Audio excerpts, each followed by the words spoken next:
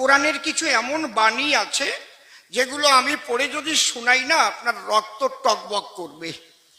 এই বাণীগুলো শেখানো হয় মাদ্রাসায়। এই বাণীগুলো মাদ্রাসায় শেখানো হয়, বাচ্চা থেকে বাচ্চাদের মগজ ধোলাই দেওয়া হয়। এ মুসলমানগণ, অমুসলমানদের কখনো বন্ধু বলিয়া মানিয়া লইবে না। কাফেরদের যেখানে পাইবে সেখানে বন্দী করিবে, নির্মম ভাবে হত্যা করিবে। যদি কোনো মুসলমান ভাই বলে আমাদের কোরআনে লেখা নেই, আমার এখানে কোরআন আছে, আরবিতে লেখা আছে, আরবি উচ্চারণটা বাংলায় করা আছে, বাংলায় তর্জমা আছে, আমি দেখিয়ে দেব। একদম কোরআনের সেই পৃষ্ঠা আমার কাছে, আমি ফটোকপি করে নিয়ে আসি। মিডিয়া আরো যে কৌশলগুলো অবলম্বন করে সেটা হলো তারা প্রসঙ্গ ছাড়াই পবিত্র কোরআনের বিভিন্ন উদ্ধৃতি দেয়। আর পবিত্র কোরআনের একটি আয়াত যেটা সমালোচকদের খুব পছন্দ, সেটা পবিত্র কোরআনের সূরা তাওবার ৫ নম্বর আয়াত। বলা হয়েছে যখনই তোমরা কোনো কাফিরকে দেখবে তাকে মেরে ফেলবে। আর যদি কোরআন খোলেন এই আয়াতটা দেখবেন, অনুবাদটাও দেখতে পাবেন, যখনই তোমরা কোনো কাফিরকে দেখবে তাকে মেরে ফেলবে। তবে এটা প্রসঙ্গ ছাড়া উদ্ধৃতি। তারা কোরআনের আয়াতের উদ্ধৃতি দেয় কোনো প্রসঙ্গ ছাড়া, হাদিসের উদ্ধৃতিও দেয় প্রসঙ্গ ছাড়া। এই প্রসঙ্গটা এর প্রথম দিকের আয়াতে আছে। বলা হয়েছে যে একটা শান্তি চুক্তি হয়েছিল সেখানকার মুসলিম আর মক্কার মুশরিকদের ভেতর, আর মক্কার মুশরিকরাই পরে এই শান্তি চুক্তির শর্তগুলো ভেঙেছিল।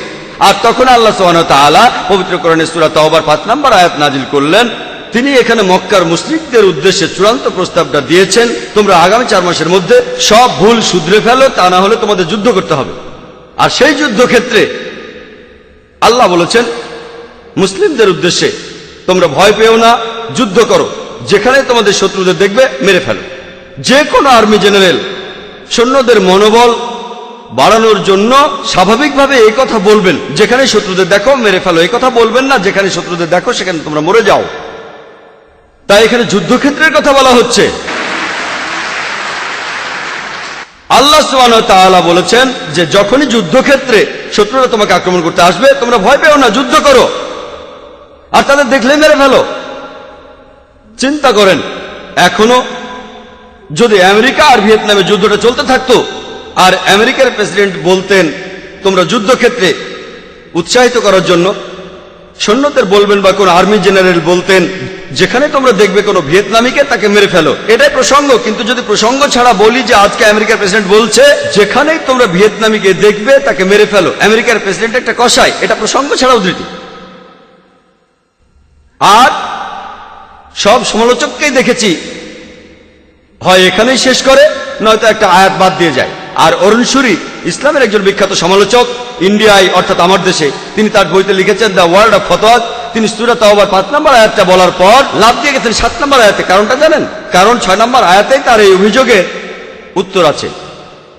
সূরা তাওবার ৬ নম্বর আয়াতে বলছে কাফিরদের কেউ, শত্রুদের কেউ আশ্রয় প্রার্থনা করলে শুধু সাহায্য করলে হবে না, বলা হয়েছে তাকে নিরাপদ কোনো স্থানে পৌঁছে দেবে যাতে সে আল্লাহর বাণী শুনতে পায়। একজন সবচেয়ে দয়াবান আর্মি জেনারেল হয়তো এমনটা বলবেন, শত্রু যদি চলে যেতে চায় তাকে চলে যেতে দাও। কোরআন এমনটা বলছে না। কোরআন বলছে যদি শত্রুরা শান্তি চায় তাহলে তোমরা তাদের নিরাপদ স্থানে পৌঁছে দাও। আর কোরআনের প্রায় সবগুলো আয়াতেই যেখানে বলা হয়েছে যুদ্ধের কথা আর যুদ্ধক্ষেত্রের কথা বা অত্যাচারের বিরুদ্ধে, অবিচারের বিরুদ্ধে, তার পরের আয়াতে বলা হয়েছে যে শান্তি সবচেয়ে ভালো সব জায়গায়, কারণ ইসলাম হলো শান্তির ধর্ম। মিডিয়া তৃতীয় যে কৌশলটা প্রয়োগ করে ইসলামের অপবাদ দিতে, তারা যেগুলোর উদ্ধৃতি দেয় সেগুলোর ভুল ব্যাখ্যা করে, হোক সেটা কোরআন থেকে বা নবীজি সাল্লাল্লাহু আলাইহি সাল্লামের হাদিস থেকে।